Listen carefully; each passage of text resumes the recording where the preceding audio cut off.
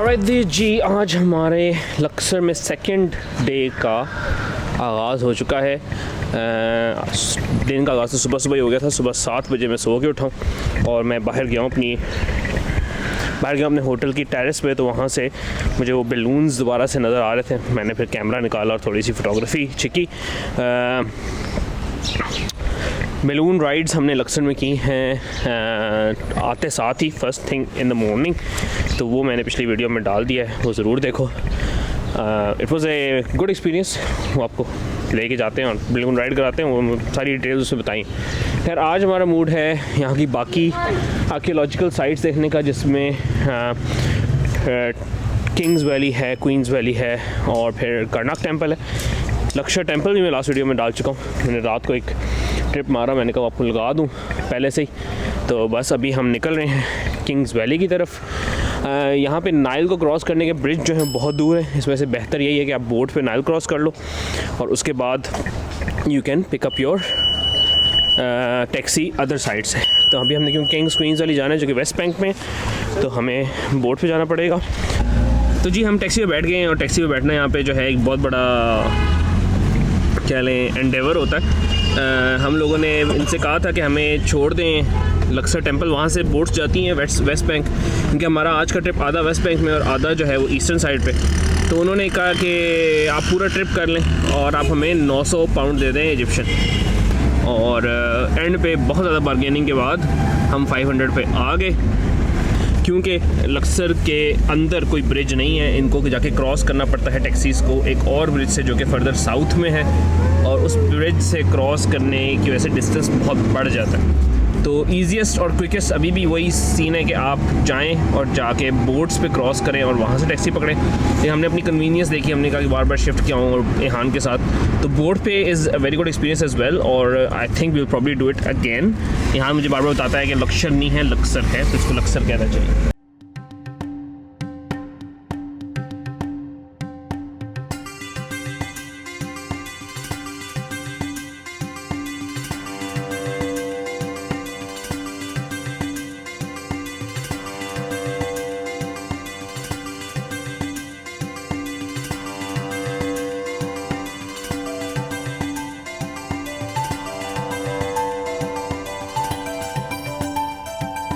ये भी हम रवां तवां हैं वेस्ट बैंक में। दूर से पहाड़ियाँ नज़र आ रही हैं, यहाँ पे हमने जाना है। और यहाँ पे बिल्कुल जो है ना, वो पाकिस्तान में जिस तरह आप गाँव के पास से नहीं गुजरते वो फील आती है। खेत हैं गन्ने के, यहाँ पे बहुत बड़े बड़े खेत हैं। भाई साहब मुझे बता रहे थे पॉइंट करके ये फैक्ट्री है गन्ने की। तो मैंने जहन में ये सोचा कि हमारे यहाँ तो गन्ने की फैक्ट्रियाँ जो हैं वो हर नुक्कड़ पे होती हैं। इसके अलावा केले के बाग भी बहुत सारे नज़र आए हमें रास्ते में। तो वो भी आई थिंक लक्सर में स्पेशली या इजिप्ट में नील के साथ साथ, क्योंकि पानी बहुत ज़्यादा है और पानी जो है वो बहुत ज़रूरी है इन सब क्रॉप्स के लिए। तो इस तरह की यहाँ पे एग्रीकल्चर इंडस्ट्री ज़्यादा कॉमन है। इसके अलावा tourism is another big thing यहाँ पे। इस वजह से ये लोग कोशिश भी करते हैं कि टूरिज़म को प्रमोट करें, क्योंकि इनकी रोज़ी रोटी उससे लगी हुई है। लक्सर में ज़्यादातर जो इन्फ्लुएंस है वो फॉरेन टूरिस्ट का है, जो यूरोपियन टूरिस्ट है। कायरो में आपको जो है क्लासिक इजिप्ट की थोड़ी सी फील ज़्यादा आती है। इस वजह से कायरो में it's easier to find local Middle Eastern cuisine, और उसका थोड़ा सा ऑथेंटिक टेस्ट भी ज़्यादा है।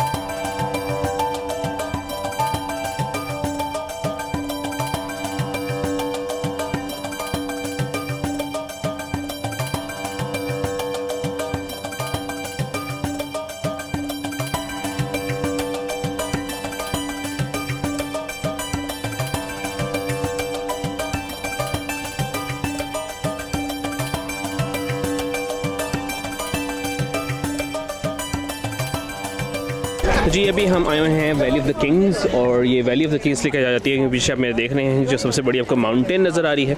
इस माउंटेन के एन अकब में जो इनके पुराने मिडीवल टाइम के किंग्स हैं वो दफन हैं। यहाँ पे जिन लोगों ने हुकूमत की, इसमें मेनली रामसेस है, टुटनखामुन जिसको किंग टट कहा जाता है, और बाकी सारे भी जो इनके किंग्स क्वींस थे उनको यहाँ पे आके दफन किया गया। टूरिस्ट एक्सपीरियंस के लिए उन्होंने एंट्रेंस पे शॉप्स बनाई हुई हैं जहाँ से आप परचेजेस कर सकते हैं। फिर यू बाय योर टिकट्स और आप अंदर आते हैं। अंदर उन्होंने तफ कहते हैं, वो जो इलेक्ट्रिक कार्स हैं वो रखी हुई हैं, उसकी 10 पाउंड्स का टिकट है पर पर्सन। उस पर ट्रैवल करके you can go near the valley, और फिर वैली के करीब आके अगर आपके पास गाइड हो तो गाइड आपको सब कुछ बता देगा, वरना एक आधा बंदा है वो आपको बता देता है कि कौन से टूम में आपने जाना है। Then you walk on foot, most of the places are accessible.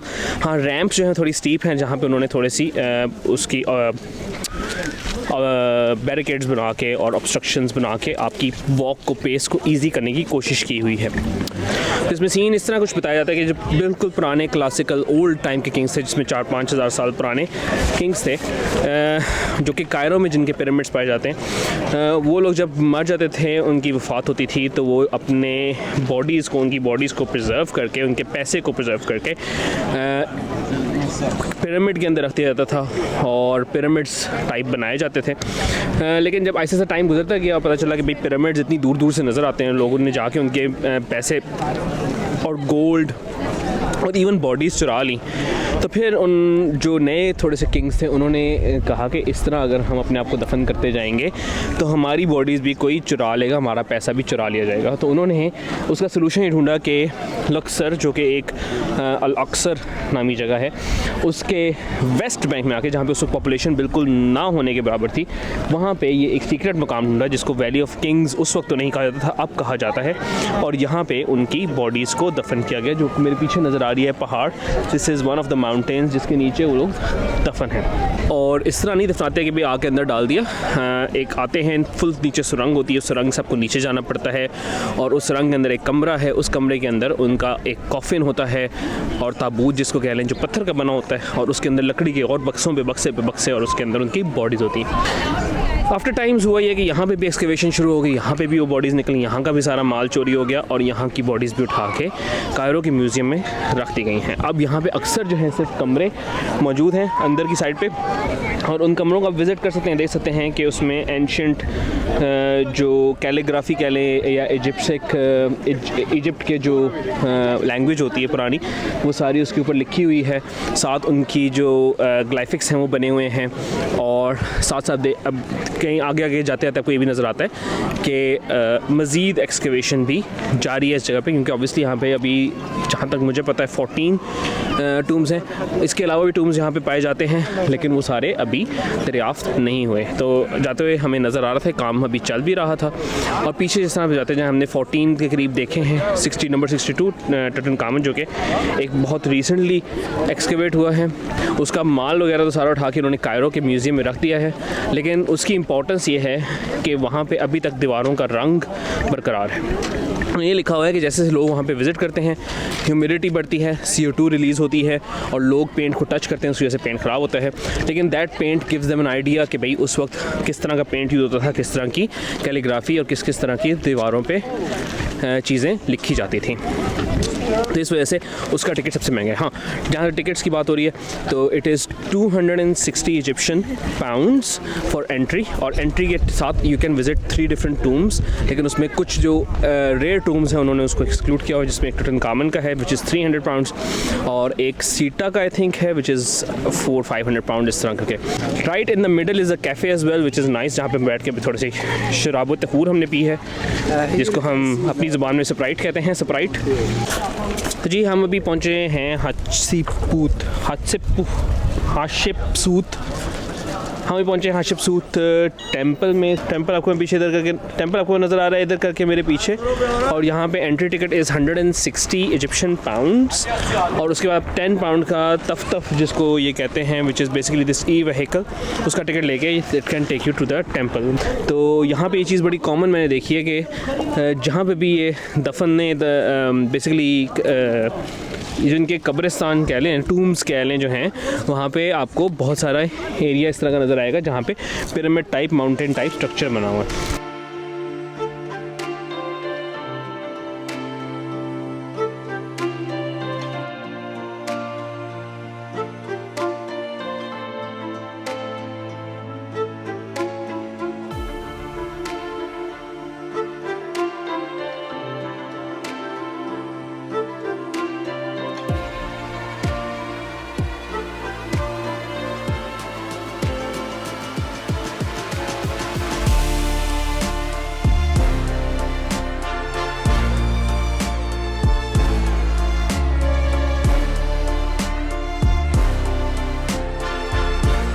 get this name right. Okay, otherwise Hatshepsut temple पे आए हैं। ये बेसिकली एक मॉर्चरी टेंपल है। यहाँ पे यहाँ की क्वीन जो थी हाटशेपसूत, उसने इसको बनवाया था। आर्किटेक्चर सबसे मॉडर्न जो आर्किटेक्चर है उसकी बेसिस के ऊपर इसको बनवाया गया, और बेसिकली इसको बनवाने का मकसद यही था कि यहाँ पे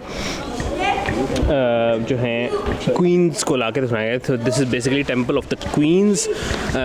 मलकाएँ जो थी उस ज़माने की, वहाँ यहाँ पे आके उनको दफन किया जाता था। इसके दूर से इसकी जो बिल्डिंग है वो बड़ी मैजेस्टिक लगती है। उसके 3 टेरेस हैं, लेकिन अगर ऊपर आते हैं तो वो टेरेस बिल्कुल प्लेन है, जिस तरह आपके अपने टेरेस होते हैं घर के। जो बिल्डिंग की जो मेन खूबसूरती है वो एक तो वो 3 टेरेस, 7 पिलर्स, और साथ उसके पीछे जो पहाड़ियाँ जिन्होंने उसको सराउंड किया हुआ उस बिल्डिंग को, वो बहुत नहायत ही खूबसूरत लगती हैं। दूर से तस्वीरें बहुत ज़बरदस्त आती हैं इस एरिया की, और दूर करके एक मस्जिद भी नज़र आ रही है। वो अगर हमने करीब से वीडियो बन सकी तो आपको दिखाऊंगा उस मस्जिद को भी। जब हाटशेपसूत जो क्वीन थी उसकी डेथ हो गई, जो बहुत मशहूर और पावरफुल क्वीन थी इस अपने एरा की, उसकी डेथ हो गई। उसके बाद तकरीबन 20 से 1 साल बाद तूतनखामन या कोई और किंग था जिसने इसको डिमोलिश कराया, और यहाँ से हाटशेपसूत की जो उसके रूल के जो आसार थे उनको ख़त्म करवाया। क्यों करवाया ये सही तरह नहीं पता।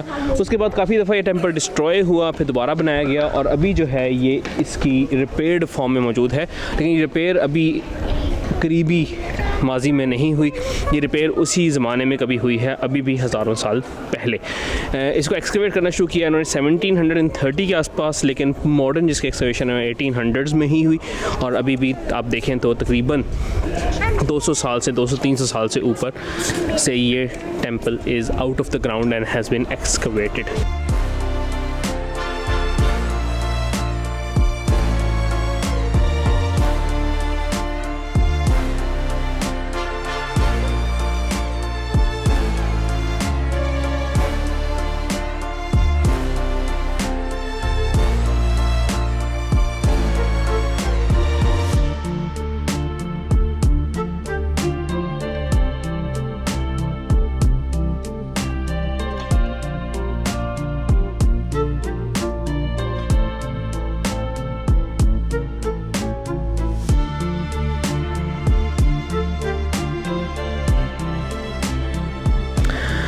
और जी, तो अभी हम आए हैं वैली ऑफ द क्वींस। जब हमें पीछे बोर्ड नज़र आ रहा है जो कि एक पहाड़ी है, और मुझे नहीं पता उसमें कितनी क्वींस दफन है, लेकिन मुझे लग रहा है कि वो हाटशेपसूत वाली माउंटेन की बैक साइड है।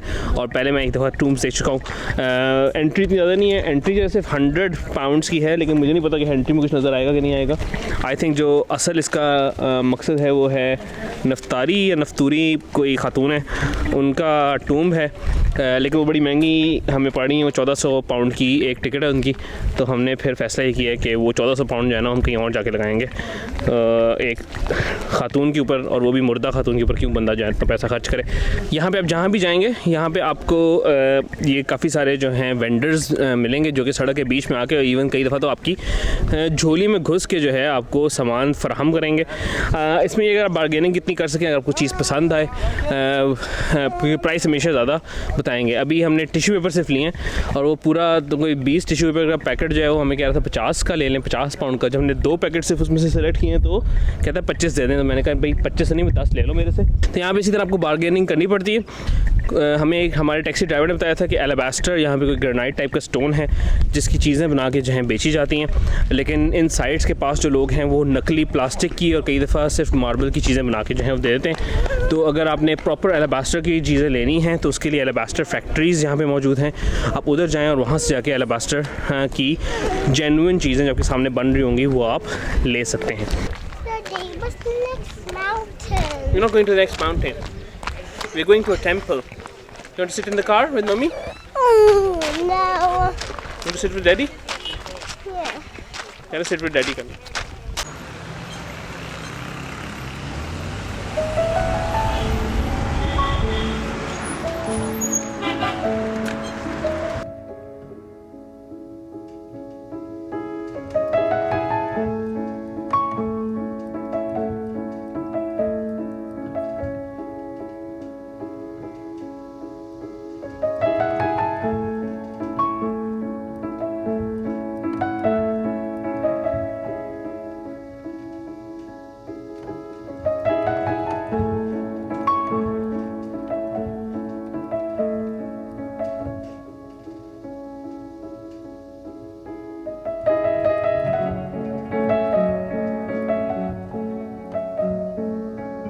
Right now we finish seeing the Karnak temple हम आए थे तकरीबन हमें 1.5 घंटा हो गया यहाँ पे घूमते हुए। It is a huge place, तो ये आप टाइम निकाल के आएँ कम से 1.5 से 2 घंटा। अगर आपको ज़्यादा इंटरेस्ट है आर्कियोलॉजी में, हिस्ट्री में, तो even more time will be required.